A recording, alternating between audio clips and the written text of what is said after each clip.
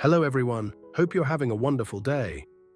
Today we're going to explore the moment an anonymous envelope slides under Alex and Tu Na's gate.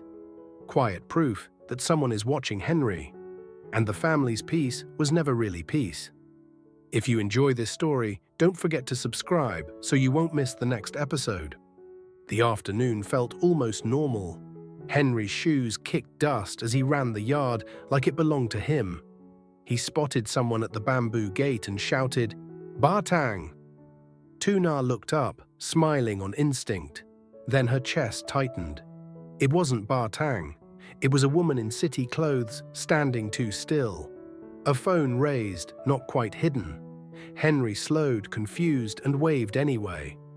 "Bartang," he tried again, softer.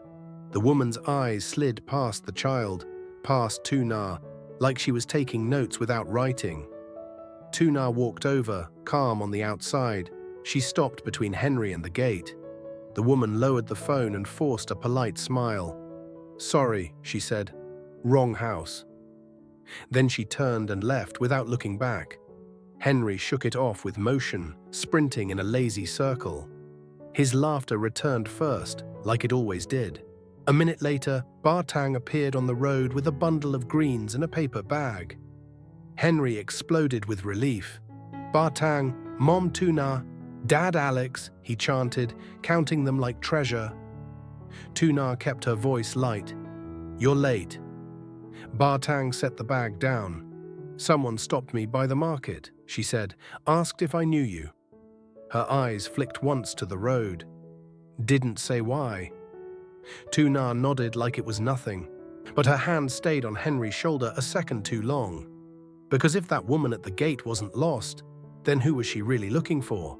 Bartang came again the next day, eggs wrapped in newspaper, a small packet of barn from the village.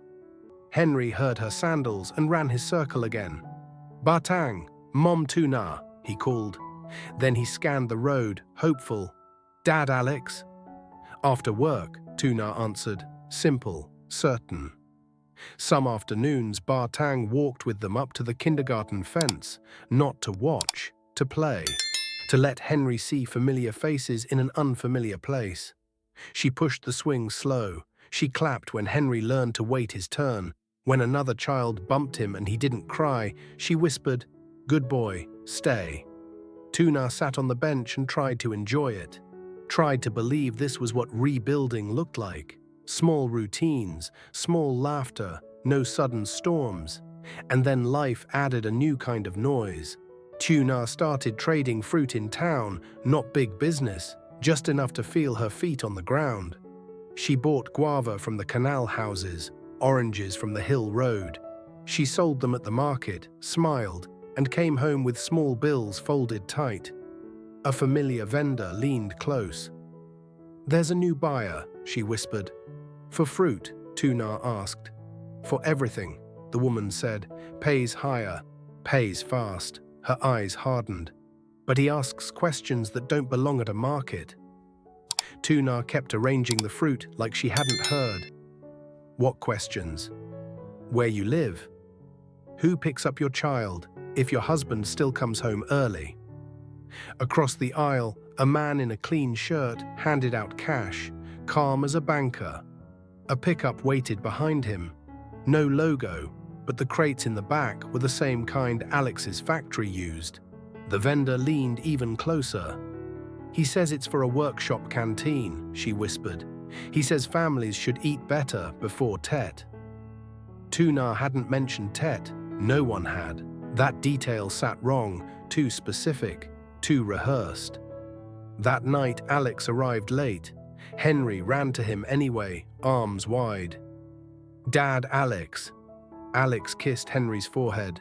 "What did you play today?" Henry talked fast, then leaned in and whispered, "I missed Mom Tu Na." Tu Na stood at the gate with warm water and a towel. She wiped Henry's cheeks, then wiped Alex's forehead, quiet care with sharp edges.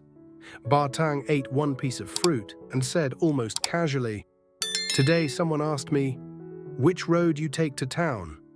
No one answered, but the silence felt like agreement. The next afternoon, Tu Na stayed home. She cleaned vegetables beside Bartang on the porch. Henry played nearby, humming and stacking blocks. Every so often, he glanced at the road like he could will Alex into sight. Tu Na tried to keep her voice normal. "Did anyone follow you from the market?" she asked. Bartang didn't laugh. She didn't deny it. She only said, "When people don't want to be seen, they borrow other mouths."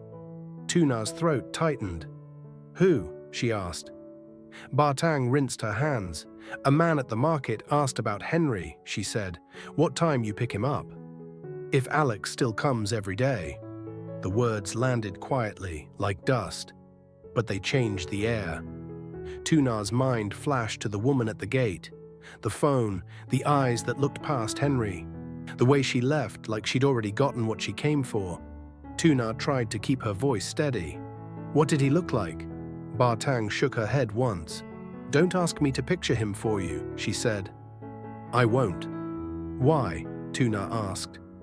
"Because once you can picture him," Bartang replied, "you'll start seeing him everywhere. And you'll start living like you're being chased." Henry ran another loop, breathless, proud. "Bartang, Mom Tu Na, Dad Alex," he called like a song. Tu Na watched her son's open face, and she realized someone out there was learning the same order, patiently, on purpose. Alex came home early the next day. Not because work got lighter, because he forced it. Tu Na was counting money from the fruit sales, small bills, small victories. Alex sat across from her like it was a meeting he couldn't escape. Bartang stayed by the window, quiet, listening with her whole body. Tu Na didn't accuse, she didn't cry. She opened her notebook and turned it toward him. Dates, Henry's fevers, her sleepless nights, the days Alex missed dinner. A line that simply said, "Too many questions at the market." "I'm building too," Tu Na said. "Not factories. Just a life that doesn't collapse when you're late." Alex looked at the notebook like it was heavier than wood. "I didn't know it was that bad," he said. Tu Na's eyes held him. "You didn't ask," she replied. Alex started to explain, to soften, to promise. Tu Na lifted her hand. "No explanations," she said. "Just answers." She leaned forward. "If someone is pushing you to move fast, I want the name." Alex's jaw tightened. He glanced at his phone. A message thread that didn't exist anymore. Deleted, clean. "I don't have proof," he said. Tu Na nodded once. "Then show me what you do have," she said. "Let me see the calls, the messages." Alex's hand stayed near the phone. He didn't slide it over. He didn't lock it. He just didn't move. Bartang's voice entered, low. "Refusing is also an answer," she said. Alex exhaled through his nose. "I'm trying to keep you out of it," he said. Tu Na's voice stayed calm, but it had teeth. "Keeping me out is how people get in," she said. She pointed to the notebook. "Here's my boundary. No land decisions, no new cooperation. Not without me. And if the questions keep coming, I will step back from noise to keep our son safe." Alex flinched. "Don't take him away," he said. Tu Na shook her head. "I'm not taking him," she replied. "I'm choosing what I can control." Alex's phone buzzed. He let it buzz. Once, twice, Henry's blocks clacked in the corner as he rebuilt his tower. He hummed like the adults were background weather. Bartang looked at Alex. "Your child is learning how to stay," she said. "Are you?" Alex's throat tightened. He looked at Tu Na, at the steady way she sat. Not begging, not breaking, just drawing a line he couldn't ignore. Tu Na asked one last question, quiet and direct. "Can you say it out loud? That you won't sign anything behind my back?" Alex opened his mouth, then closed it. Bartang didn't look away. She only said one line, plain as soil. "Silence is still a decision." Tu Na's basket got lighter. Farmers started apologizing before she even spoke. "Someone booked my fruit," they said, "paid up front. Asked me not to sell to anyone else." Tu Na smiled like it didn't sting. Then she walked home with empty space where her income used to be. Henry noticed. He always noticed. "Mum, Tu Na," he asked, "no oranges today?" "Tomorrow," Tu Na said, and her smile held even when her hands didn't. Alex offered to cover it, not as control, as help. Tu Na refused, quiet but firm. "If I fall," she said, "I need to know it's my legs, not your hand letting go." A few days later, Alex drove into town. He didn't tell Tu Na he was going. He didn't want to make her carry more. At the market, he saw the clean shirt man again. Same calm smile, same new crates, same soft questions. Alex waited until the man finished paying a farmer. Then he walked up slowly. "Good business?" Alex asked. The man turned polite. "Just supporting farmers," he said, "and supporting families." Alex held his gaze.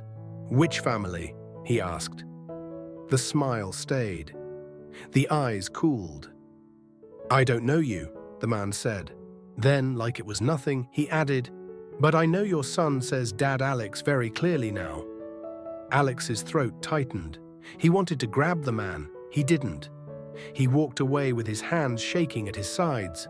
On the drive home, he rehearsed what to tell Tu Na and what to keep inside.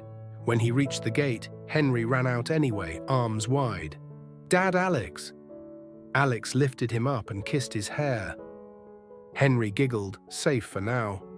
Tu Na watched Alex's face. She saw the control and the cost of it. "What happened in town?" she asked. Alex looked at her and chose silence because he didn't know what truth would do to her tonight. That evening, Bartang brought bananas and a bundle of bun. She set them down like a small ceremony. Henry ran his circle, laughing. "Bartang, Mom Tu Na, Dad Alex." Then he added serious, "All stay." Tu Na laughed, real, unforced.